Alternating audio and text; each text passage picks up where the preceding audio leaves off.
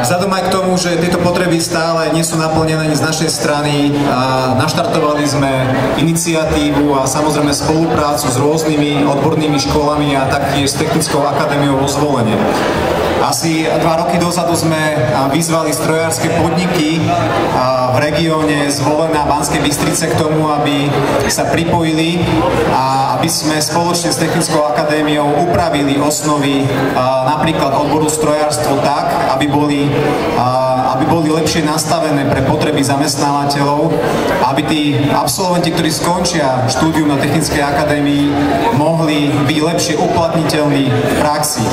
Takže samozrejme je to taký prvý krôčik a my tie 2 roky hodnotíme pozitívne a samozrejme budeme v tom aj naďalej pokračovať, pokiaľ bude prijatý nový zákon o odbornom vzdelávaní, umožňujúci a lepšie nastaviť duálny systém, to znamená hlavne viacej praxe pre študentov.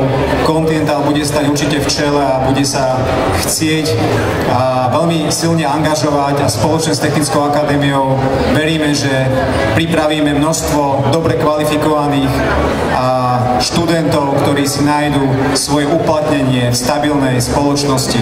Ďakujem pekne.